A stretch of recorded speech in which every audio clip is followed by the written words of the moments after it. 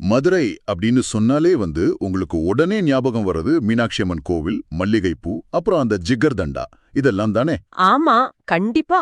மதுரையோட ஒரு கலாச்சார அடையாளம்னா அது இதெல்லாம் தான். ஆனா அதே மதுரையோட பொருளாதாரத்தையும் கல்வியையும் பல தசாப்தங்களா தங்களோட தோள்ல சுமந்த ஒரு மாபெரும் சமூகம் ஒன்னு இருக்கு. அந்த சமூகம் இன்னைக்கு அந்த ஊர்லயே ஒரு வார்டு கவுன்சிலர் பதவி கூட இல்லாம, அதாவது ஒரு அரசியல் அனாதைகளா நிக்கிறாங்க அப்படின்னு சொன்னா, இதை கேட்கிற உங்களால நம்ப முடிகிறதா? கேட்கவே ரொம்ப அதிர்ச்சியா இருக்குல்ல. ஒரு காலத்துல அந்த நகரத்தோட தலையெழுத்தையே தீர்மானிச்சவங்க அவங்க. ஆமாங்க, அந்த நகரோட உள்கட்டமைக்க தங்களோட சொந்த பணத்துல உருவாக்குனவங்க. ஆனா இன்னைக்கு அவங்களுக்கான ஒரு சின்ன குரல் கூட இல்லாம தவிக்கிறாங்க. இது எப்படி சாத்தியம்? இதுதான் இன்னைக்கு நம்மளோட இந்த ஆழ்ந்த அலசல்ல நாம பார்க்க போறோம். இன்னைக்கு நம்ம கையில இருக்கிற ஆவணங்கள் இந்த மர்மத்தை தான் வெளிச்சத்துக்கு கொண்டு வரப்போகுது. சரியா சொன்னீங்க. அதாவது இது வெறும் ஒரு அரசியல் வீழ்ச்சியோட கதை மட்டும் இல்ல. இது ஜனநாயகத்தோட இயங்குமுறை எப்படி இருக்கு அப்படின்னு புரிஞ்சுக்கிறதுக்கான ஒரு மிகச்சிறந்த பாடம் தான் நான் சொல்வேன். ஆமா ஆமா. இன்னைக்கு நம்ம கையில இருக்கிற அந்த மூலப்பொருள் பாத்தீங்கன்னா, சமூக ஆர்வலர் என்.கே. ராமஜெயம் அவங்க மதுரையில இருக்கிற சௌராஷ்டிர சமூகத்தினரை நோக்கி எழுதியிருக்கிற ஒரு தீவிரமான தேர்தல் அழைப்பு, அப்புறம் அவர் முன்வைக்கிற சில முக்கியமான வியூகங்கள், இதெல்லாம் அடங்கிய ஒரு கட்டுரை தான். இத நாம ஏதோ ஒரு சாதாரண மேம்போக்கான தேர்தல் அறிக்கை அப்படின்னு கடந்து போயிட முடியாது. இந்த ஆவணங்களை நம்ம படிக்கும்போது ஒரு சமூகம் தன்னோட அரசியல் மரணத்திலிருந்து தப்பிக்க ஒரு இறுதி போராட்டம் நடத்துற மாதிரி தான் எனக்கு தோணுது. கண்டிப்பா. ஆனா இங்க நாம ஒரு விஷயத்த ரொம்ப தெளிவா பதிவு பண்ணிரணும். ஆமா, அது கேட்கிறவங்களுக்கு நாம தெளிவா சொல்லிடலாம். அதாவது நம்மளோட இந்த விவாதத்தோட நோக்கம் குறிப்பிட்ட எந்த ஒரு வேட்பாளரையோ இல்ல ஒரு அரசியல் கட்சியோ ஆதரிக்கிறதோ இல்ல விமர்சனம் பண்றதோ கிடையாது. உண்மைதான். நம்ம நோக்கம் அது இல்ல. ஒரு சமூகம் தன்னோட இழந்த பிரதிநிதித்துவத்தை மீட்டெடுக்க அந்த ஒற்றுமை அப்படிங்கிற ஒற்றை ஆயுதத்தை எப்படி ஒரு அரசியல் வியூகமா மாத்துறாங்க அப்படிங்கறத ஒரு சமூகவியல் ஆய்வாளரோட கோணத்துல அலசுறது மட்டும்தான் நம்மளோட இலக்கு. அந்த இலக்கை அடையணும்னா தற்போதைய அரசியல் நெருக்கடியை பத்தி பேசுறதுக்கு முன்னாடி நாம கொஞ்சம் பின்னாடி போகணும். அதாவது வரலாற்றுக்கு போகணும்னு சொல்றீங்க? ஆமா. இந்த சமூகம் ஏன் இவ்ளோ முக்கியத்துவம் வாய்ந்தது, மதுரையோட வரலாற்றுல இவங்களோட உண்மையான இடம் என்ன அப்படிங்கறத நாம முதல்ல புரிஞ்சுக்கணும். எந்த ஒரு பிரச்சனைக்கும் அதோட ஆழத்தை அதோட வேர்கள்ல இருந்து தானே நம்ம தொடங்கணும். கண்டிப்பா. ஒரு பிரச்சனை எப்படி உருவாச்சுன்னு தெரியணும்னா அந்த பிரச்சனைக்கு முந்தைய பொற்காலத்தை பத்தி நம்ம தெரிஞ்சுக்கணும் தான். எனக்கு இந்த ஆவணங்கள் கட்டுற இந்த வரலாறு நிஜமாவே ஒரு பெரிய பிரமிப்பு கொடுத்துச்சு. ஓஹோ, எந்த விஷயத்த சொல்றீங்க? அதாவது இவங்க ஏதோ சாதாரணமா மதுரையில குடியேறி வியாபாரம் மட்டும் செஞ்சவங்க கிடையாது. மதுரையோட நவீன கட்டமைப்பையே இவங்க தான் உருவாக்கியிருக்காங்க அப்படிங்கறது வெளியில பல பேருக்கு தெரியாத ஒரு உண்மை. மிக சரியான பாயிண்ட். அந்த வரலாற்று பின்னணி ரொம்ப ரொம்ப முக்கியம். ஆவணங்கள்ல திரு எல்.கே. துளசிராமன் அவங்கள பத்தி சொல்லியிருக்காங்க. மதுரையோட வளர்ச்சிக்காக அவர் செஞ்ச அர்ப்பணிப்புகளை பத்தி படிக்கும்போது ஒரு தனி மனிதனோட தொலைநோக்கு பார்வை எப்படி ஒரு முழு நகரத்தையே மாத்தும் அப்படின்னு நம்மளால உணர முடியுது. ஆமா. அது மட்டுமில்லாம மதுரை காந்தி அப்படின்னு அன்போட அழைக்கப்பட்ட திரு என்.எம்.ஆர். சுப்பரண்ணன் அவங்களோட அரசியல் உயரம் எவ்வளவு பெரியது அப்படிங்கறதையும் இந்த ஆவணங்கள் ரொம்ப தெளிவா சுட்டி காட்டுது. அந்த இடம்தாங்க என்ன ரொம்ப ஆச்சரியப்படுத்துச்சு. அதாவது மகாத்மா காந்தியும் ஜவஹர்லால் நேருவும் நேரடியா அவரை மதிச்சு ஆலோசனைகள் கேட்கிற அளவுக்கு அவர் ஒரு தேசிய தலைவரா இருந்திருக்காரு. ஆமா, சாதாரண விஷயம் இல்ல அது. யோசிச்சு பாருங்க, இந்தியாவுடைய உச்சகட்ட தேசிய தலைவர்கள் ஒரு குறிப்பிட்ட சமுதாயத்தோட பிரதிநிதிய இவ்வளவு மதிக்கிறாங்க அப்படின்னா அந்த சமூகம் தேசத்தின் மேல எந்த அளவுக்கு ஒரு பெரிய தார்மீக பற்ற வச்சிருக்கணும். இத நிரூபிக்கிற மாதிரி எனக்கு உடனே ஞாபகத்துக்கு வந்தது அந்த சுதேசி கப்பல் நிறுவனத்தோட கதை தான். ஓ, வாவு சிதம்பரம் பிள்ளை அவங்களோட சுதேசி நாவாய் சங்கத்தோட கதையை சொல்றீங்களா? அதேதான். இந்த கதை பல பேருக்கு தெரிஞ்ச ஒரு வரலாற்று நிகழ்வா இருக்கலாம். ஆனா இதுக்கு பின்னால இருக்கிற அந்த ஆபத்து பல பேருக்கும் புரியறதில்ல. ஏதோ இன்னைக்கு நாம பங்குச்சந்தையில ஒரு கார்ப்பரேட் கம்பெனியோட ஷேர்ஸ் வாங்குற மாதிரி இத பார்க்க கூடாது. கண்டிப்பா. இது வெறும் ஒரு நிதி முதலீடு கிடையாது. ஆமா, அன்றைய காலகட்டத்துல ஆங்கிலேயர்களை நேரடியா எதிர்க்கிற ஒரு கப்பல் நிறுவனத்துல முதலீடு செய்யறது அப்படிங்கிறது அடிப்படையில தேச துரோக குற்றத்துக்கு, அதாவது ட்ரீசன் அப்படின்னு சொல்லுவாங்க இல்லையா, அதுக்கு ஆதரவு அளிக்கிறதுக்கு சமம். ஆமா, உயிரையே பணம் வைக்கிற ஒரு விஷயம் அது. அப்படிப்பட்ட ஒரு சமயத்துல பல பேரும் ஆங்கிலேயர்களோட மிரட்டல்களுக்கு பயந்து பதுங்கி இருந்தப்போ பாண்டித்துரை தேவர் அவங்களுக்கு அடுத்தபடியா அதிக பங்குகளை துணிச்சலா வாங்கினவங்க இந்த சௌராஷ்டிர மக்கள் தான். இது தங்களோட ஒட்டுமொத்த வியாபாரத்தையே என் உயிரையே பணம் வைக்கிற ஒரு பெரிய துணிச்சல் இல்லையா? ரொம்ப சரியா சொன்னீங்க. அந்த துணிச்சல் தான் வந்து அவங்களோட சமூக மூலதனமா, அதாவது சோஷியல் கேபிட்டலா இருந்திருக்கு. அவங்க தங்களோட தனிப்பட்ட செல்வத்தை மட்டும் பெருக்கிக்கல, ம். சமூகத்தோட முன்னேற்றத்துக்காக பல பத்தாண்டுகளுக்கு முன்னாடியே அவங்க சிந்திக்க ஆரம்பிச்சிட்டாங்க. பாத்தீங்கன்னா 75 வருஷத்துக்கு முன்னாடியே மதுரையில உடற்பயிற்சி கூடங்கள் அமைச்சது, சௌராஷ்டிர கல்லூரி மற்றும் பல பள்ளிகளை நிறுவியது, இப்படி அவங்களோட செயல்பாடுகள் எல்லாமே ஒரு கூட்டு வளர்ச்சியை நோக்கியே தான் இருந்திருக்கு. ஆமா. கல்வி அப்புறம் ஆரோக்கியம் இது ரெண்டுமே ஒரு சமூகத்தோட நீடித்த வளர்ச்சிக்கு எவ்வளவு அவசியம் அப்படிங்கறத அவங்க ரொம்ப முன்னாடியே உணர்ந்திருக்காங்க. இங்கதான் நான் அந்த 2 குறிப்பிட்ட ஆங்கில வார்த்தைகளை பார்த்து ரொம்பவே யோசிச்சேன். எந்த வார்த்தைகள்? ஒன்னு ஜீரோ கிரைம் ஆட்டிடியூட், இன்னொன்னு அசெட் ரேஷியோ. சாதாரணமா ஒரு சமூகத்தோட வரலாற்றை பேசும்போது அவங்க எத்தனை கோவில்கள் கட்டினாங்க, எத்தனை திருவிழாக்கள் நடத்தினாங்க அப்படின்னு தான் அதிகமா சொல்லுவாங்க. ஆனா இந்த ஆவணத்துல ஒரு பேராசிரியர் வந்து இவ்ளோ பெரிய மக்கள் தொகையை கொண்ட ஒரு சமூகத்திலிருந்து ஒருத்தர் கூட சிறையில இல்ல அப்படிங்கிற அந்த ஜீரோ கிரைம் தரவை சுட்டி காட்டுறாரு. இது ரொம்ப முக்கியமான ஒரு டேட்டா. இதை எப்படி சாத்தியப்படுத்தினாங்க அப்படின்னு யோசிக்கவே ரொம்ப வியப்பா இருக்கு. ஆமாங்க, ஒரு சமூகம் வந்து எந்த அளவுக்கு சட்டத்தை மதிக்குது, வன்முறையை தவிர்த்து அமைதியான முறையில பிரச்சனைகளை கையாளுது அப்படிங்கிறதுக்கு இதுவே ஒரு மிகப்பெரிய அளவுகோல் அப்படின்னு சொல்லலாம். கண்டிப்பா. ஒரு பெரிய மக்கள் தொகையில ஒரு குற்றவாளி கூட இல்ல அப்படிங்கிறது வந்து வெறும் புள்ளி விவரம் மட்டும் இல்ல. அது பல தலைமுறைகளா அவங்க கட்டமைச்ச ஒரு சமூக ஒழுக்கம். அதோட நீங்க சொன்ன அந்த அசெட் ரேஷியோ, அதாவது மக்கள் தொகையோட ஒப்பிட்டு பார்க்கும்போது அவங்க உருவாக்கி இருக்கிற சொத்துக்களோட மதிப்பு மிக அதிகம். கடின உழைப்பும் அந்த சேமிப்பு பழக்கமும் இல்லாம இது எப்படி சாத்தியமாகும்? இப்போ இத கேக்குற உங்களுக்கும் அந்த முரண்பாடு புரியுதா அப்படின்னு பாருங்க. தேசப்பற்று இருக்கு, பல பள்ளிகள் கட்டியிருக்காங்க, குற்றமற்ற ஒரு பின்னணி இருக்கு, அப்புறம் பொருளாதார வலிமை, அதாவது அந்த அசெட் ரேஷியோ வந்து ரொம்ப அதிகமா இருக்கு. இப்படி அசைக்க முடியாத ஒரு மாபெரும் சமூகமா இருந்தவங்க எப்படி அரசியல்ல மட்டும் அதலபாதலத்துக்கு போனாங்க? அதுதான் இங்க பெரிய கேள்வி. ஒரு காலத்துல எம்பிகளும் எம்எல்ஏக்களும் மேயர்களும் இருந்த ஒரு சமூகத்துக்கு இன்னைக்கு ஒரே ஒரு வார்டு கவுன்சிலர் பதவி கூட இல்ல அப்படின்னா இந்த அரசியல் வீழ்ச்சிக்கு என்ன காரணம்? இது ஏதோ ஒரே ராத்திரியில நடந்திருக்க வாய்ப்பில்லையே. நிச்சயமா இது வந்து ஒரே இரவுல நடந்த ஒரு விஷயம் கிடையாது. ஜனநாயகம் அப்படிங்கிறது எப்போதுமே தனிப்பட்ட மனிதர்களோட நல்ல குணங்களையோ இல்ல உங்களோட சொத்து மதிப்பையோ மட்டும் வச்சு இயங்குறது கிடையாது. உங்களுக்கு தெரியும், அது முழுக்க முழுக்க எண்களோட விளையாட்டு. நம்பர்ஸ் கேம்னு சொல்றீங்க.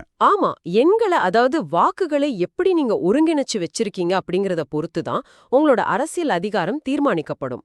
பொருளாதார ரீதியாகவும் சமூக ரீதியாகவும் ஒரு சமூகம் வலிமையா இருக்கும்போது அவங்களுக்கு ஒரு மிதப்பு வந்துரும். அதாவது தங்களுக்கெல்லாம் இருக்கு, நமக்கு எந்த குறையும் இல்ல அப்படிங்கிற ஒரு மிதப்பா? அதேதான். அந்த மிதப்புல அரசியல் ஈடுபாட்ட குறைச்சிக்க வாய்ப்பு இருக்கு அப்படின்னு பல பேரும் நினைப்பாங்க. ஆனா அது முழுமையான உண்மை கிடையாது.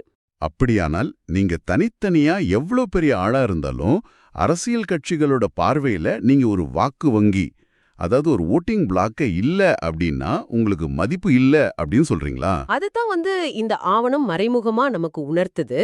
சௌராஷ்டிர சமூகம் வந்து கல்வி, பொருளாதாரமும் அப்படின்னு வளர வளர அவங்களோட அரசியல் சிந்தனைகளும் விரிவடைய ஆரம்பிச்சுது. அதனால பல்வேறு சித்தாந்தங்களை கொண்ட வெவ்வேறு தேசிய மற்றும் மாநில கட்சிகளால ஈர்க்கப்பட்டு அவங்க தங்களோட வாக்குகளை பல கட்சிகளுக்கும் பிரிச்சளிக்க தொடங்குனாங்க. ஒரு கட்டத்துல பாத்தீங்கன்னா பிரதான அரசியல் கட்சிகள் இவங்கள ஒரு நிரந்தரமான ஒருங்கிணைந்த வாக்கு வங்கியான பாக்குறத நிறுத்திட்டாங்க. ஓ, அப்ப கட்சிகள் இவங்கள ஒரு பெரிய விஷயமா எடுத்துக்கல. ஆமா, இவங்க எப்படியும்னாலும் வாக்குகளை பிரிச்சு தான் போடுவாங்க. அதனால இவங்கள கவர்றதுக்காக நாம எந்த ஒரு சிறப்பு முன்னுரிமையும் பதவியும் கொடுக்க வேண்டியதில்ல அப்படிங்கிற ஒரு முடிவுக்கு வந்து அரசியல் கட்சிகள் வந்துட்டாங்க. ஓஹோ, அப்படியானால் வாக்குகளை பிரிச்சு போட்டதுதான் அவங்களோட வீழ்ச்சிக்கு மூல காரணம் அப்படின்னு சொல்றீங்க. இதை கேட்கறவங்களுக்கு ஒரு பெரிய பாடமா இருக்கும் அப்படின்னு நான் நினைக்கிறேன். ஜனநாயகத்துல நீங்க உங்க வாக்குகளை சிதற விட்டீங்கன்னா உங்களோட அரசியல் பேரம் பேசுற சக்தி, அதாவது அந்த பார்கெனிங் பவர் வந்து காணாம போயிடும். இதைதான் ஆங்கிலத்துல டைல்யூஷன் ஆஃப் பவர் அப்படின்னு சொல்லுவாங்களோ? மிகச்சரியா சொன்னீங்க. இந்த ஆபத்தை உணர்ந்துதான் ராமஜெயம் வந்து நம் குரல் எங்கே, நம் பிரதிநிதித்துவம் எங்கே அப்படின்னு இவ்ளோ பதற்றத்தோட கேக்குறாரு. அவர் எழுப்புற கேள்விகள் வந்து வெறும் ஆதங்கம் மட்டும் கிடையாது. அது ஒரு சமூகத்தோட இருத்தலியல் நெருக்கடி, அதாவது எக்ஸிஸ்டென்ஷியல் கிரைசிஸ் அப்படின்னு சொல்லலாம். இப்போ நீங்க உங்க தெருவுல ஒரு குடிநீர் குழாய் உடைஞ்சிடுச்சு, இல்ல ஒரு அடிப்படை வசதி வேணும் அப்படின்னா முதல்ல யாருக்கிட்ட போவீங்க? சாதாரணமா ஒரு கவுன்சிலர் கிட்ட தான் போவோம். ஆமா. அந்த அதிகார மட்டத்துல உங்க குரல பிரதிபலிக்க உங்க சமூகத்தை சேர்ந்த ஒருத்தர் இல்ல அப்படின்னா, உங்களோட பொருளாதார பலத்தால மட்டும் எல்லா உரிமைகளையும் நீங்க வாங்கிட முடியாது. இதத்தான் அவர் ஒரு அபாய எச்சரிக்கையா ஆவணத்துல விடுக்கிறாரு. இது ஒரு அலாரம் பெல் அடிக்கிற மாதிரி இருக்கு. கண்டிப்பா. இந்த தேர்தல்ல நாம நமது பலத்த காட்டல அப்படின்னா, இன்னும் பல பத்தாண்டுகளுக்கு நாம அரசியல் வரைபடத்துல இருந்தே முற்றிலுமாக துடைத்தெறியப்படுவோம். ஒட்டுமொத்த சமூகமே சிதறிப் போகும் ஆபாயம் இருக்கு அப்படின்னு ரொம்ப ஸ்ட்ராங்கா எச்சரிக்கிறாரு. இந்த எச்சரிக்கை ரொம்ப சீரியஸான ஒண்ணு. சிதறி போகும் அபாயம் அப்படிங்கிற அந்த வார்த்தை ஒரு சமூகத்துக்கு எவ்வளவு பெரிய பயத்தை உருவாக்கும் அப்படிங்கறத என்னால கற்பனை செஞ்சு பார்க்க முடியுது. சரி, இப்போ பிரச்சனை என்னவோ ரொம்ப தெளிவா தெரியுது. ஹம். பிரதிநிதித்துவம் இல்ல, அது அவங்களுக்கு வேணும். ஆனா வெவ்வேறு அரசியல் கட்சிகளை ஆதரிக்கிற மக்களை, வெவ்வேறு சித்தாந்தங்களை கொண்டவங்கள ஒரே குடையின் கீழ் எப்படி கொண்டு வர்றது? இந்த இடத்துல தான் ராமஜரியம் ஒரு வியூகத்தை முன்வைக்கிறாரு. ஆமா. அவர் திருமதி சுமதி அப்படிங்கிற ஒரு குறிப்பிட்ட வேட்பாளருக்கு வாக்களிக்க சொல்லி கோரிக்கை வைக்கிறாரு. அதுல ஒரு சுவாரஸ்யம் என்னன்னா, சௌராஷ்டிர சமூகம் மட்டும் இல்லாம மத்த சமூகத்து மக்களும் இவங்களோட அந்த ஜீரோ கிரைம் நற்பெயரை பார்த்து சுமதிக்கு வாக்களிப்பாங்க அப்படின்னு அவர் எதிர்பார்க்கிறாரு. ஆனா மக்களை எப்படி ஒருங்கிணைக்கிறது? ராமஜெயத்தோட அணுகுமுறையில ஒரு விஷயம் எனக்கு ரொம்ப ஆச்சரியமா இருந்துச்சு. அவர் யாரையும் தாங்கள் அரசியல் கட்சியை விட்டு வெளியே வர சொல்லவே இல்லையே. அதுதாங்க அந்த வியூகத்தோட புத்திசாலித்தனமே. இப்ப நீங்க ஒருத்தர்கிட்ட போய் நீ பல வருஷமா ஆதரிக்கிற கட்சியை விட்டுட்டு வா அப்படின்னு சொன்னா அவர் நிச்சயமா மறுத்துடுவாரு. ஆமா, யாரும் ஏத்துக்க மாட்டாங்க. ஆனா ராமஜெயம் மக்களோட தனிப்பட்ட அரசியல் விருப்பங்களை முற்றிலுமா மதிக்கிறாரு. அவர் என்ன சொல்றாருன்னா, உங்களுக்குள் வெவ்வேறு கட்சிகள் இருக்கலாம், வெவ்வேறு கருத்துக்கள் இருக்கலாம். அது அவரவர் உரிமை, அவரவர் நிலையில அது சரிதான். ஆனா இந்த ஒரு உள்ளாட்சி தேர்தல்ல மட்டும் நமது சமுதாயத்தோட அடையாளத்தை காப்பாத்த உங்களோட அரசியல் வேறுபாடுகள் எல்லாம் கொஞ்சம் ஓரம் கட்டி வச்சுட்டு ஒருமித்த முடிவெடுங்க அப்படின்னு கோரிக்கை வைக்கிறாரு. கேட்க ரொம்ப தர்க்க ரீதியா, ரொம்ப லாஜிக்கலா இருக்கு. ஆனா இங்கதான் எனக்கு ஒரு மிகப்பெரிய சந்தேகம் வருது. இதை நடைமுறையில சாத்தியப்படுத்த அவர் ஃபேமிலி லாக் அப்படிங்கிற ஒரு முறையை பரிந்துரைக்கிறாரு. ஆமா, ஃபேமிலி லாக். அதாவது ஒரு குடும்பத்தில் இருக்கிற அப்பா, அம்மா, தாத்தா, அப்புறம் 20 வயசு இளைஞர் என எல்லாரும் தங்களுக்குள்ள ஒரு ஒப்பந்தம் செஞ்சுக்கிட்டு வாக்குகள் சிதறாம ஒரே திசையில வாக்களிக்கணும் அப்படின்னு சொல்றாரு. இத உங்களால கற்பனை செஞ்சு பார்க்க முடிகிறதா? நீங்க எந்த ஆங்கிள் இத கேக்குறீங்க? இல்ல, இன்னைக்கு இருக்கிற காலத்துல ஒரு 2K கிட்ஸ் தாத்தா சொல்றாரு அப்படிங்கிறதுக்காக தன்னோட சுய விருப்பத்தை மாத்திக்கிட்டு ஓட்டு போடுவாங்களா? இது ஒரு கட்சியோட தேர்தலோ தனிநபரோட தேர்தலோ கிடையாது. இது சமூக ஒற்றுமையின் தேர்தல் அப்படின்னு சொல்றது அந்த இளைய தலைமுறையை நிஜமாவே ஈர்க்குமா? இது கொஞ்சம் ஓவர் ஆம்பிஷியஸா, அதாவது நடைமுறைக்கு ஒத்து வராத மாதிரி தெரியலையா? நீங்க கேக்குற இந்த சந்தேகம் ரொம்ப நியாயமானதுதான். ஒரு குடும்பத்துக்குள்ள இவ்ளோ பெரிய லாக் செஞ்சு எல்லாரையும் ஒரே பொத்தான அழுத்த வைக்கிறது அப்படிங்கறது அத்தனை சுலபமான காரியம் இல்ல. இது ஒரு மிகப்பெரிய ரிஸ்க் தான். ஆமா, பெரிய ரிஸ்க். ஆனா கட்டுரையாளர் இங்க பயன்படுத்துறது ஒரு வலுவான உளவியல் உத்திய, ஃபியர் ஆஃப் எக்ஸ்டிங்ஷன். அதாவது நமது அடையாளம் முற்றிலுமாக அழிய போகுது அப்படிங்கிற ஒரு பயம். இப்ப பாருங்களேன், உங்க வீடு எரியும் போது நீங்க எந்த கட்சி அப்படின்னு பார்த்தா தண்ணி ஊத்துவீங்க? இல்ல, எந்த கட்சின்னு பார்க்க மாட்டோம். நெருப்பு அணைக்க எல்லாரும் ஒன்னா ஓடி வருவோம். அதேதான். அந்த மாதிரியான ஒரு உணர்ச்சி பூர்வமான நெருக்கடியை தான் அவர் இங்க உருவாக்குறாரு.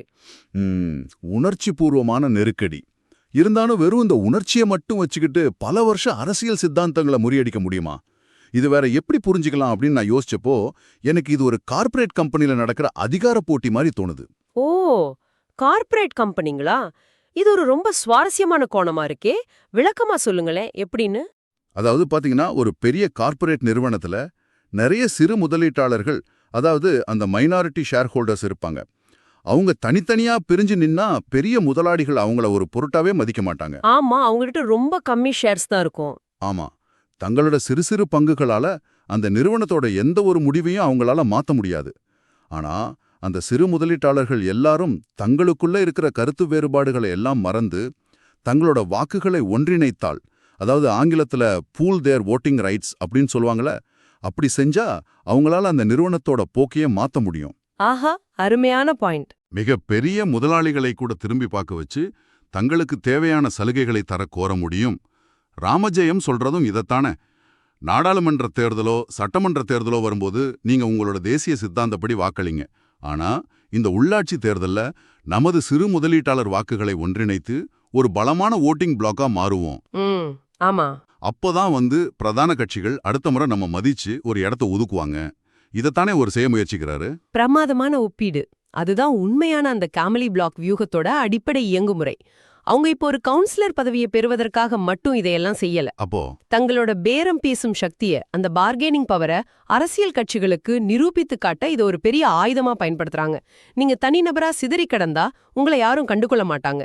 ஆனா நீங்க ஒரு வாக்கு வங்கியை கட்டமைச்சா அதிகார மையங்கள் உங்களை தேடி வரும். கண்டிப்பா வரும். சௌராஷ்டிர வாக்கு ஒரே திசையில சென்றால் அதை யாரும் புறக்கணிக்க முடியாது அப்படிங்கிற அந்த உச்சக்கட்ட உணர்வுபூர்வமான கோரிக்கை இருக்கு பாத்தீங்களா? அது வெறும் தேர்தல் வியூகம் கிடையாது. அது அடுத்த தலைமுறைக்கான அரசியல் இருப்பிடத்தை தக்க வைக்கிற ஒரு போர் வியூகம் அப்படின்னு தான் சொல்லணும். இப்போ இந்த ஒட்டுமொத்த படமும் எனக்கு ரொம்ப தெளிவா புரியுது. இதை செவிமடுத்து கொண்டிருக்கிற உங்களுக்கும் இது ஒரு புதிய திறப்பை கொடுத்திருக்கும் அப்படின்னு நான் நம்புறேன். ஆமா, நிச்சயமா.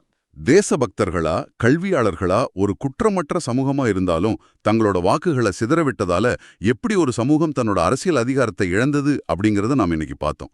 வெறும் பொருளாதார கட்டமைப்புகள் மட்டும் உங்களை ஒரு ஜனநாயக அமைப்புல பாதுகாத்து விட முடியாது.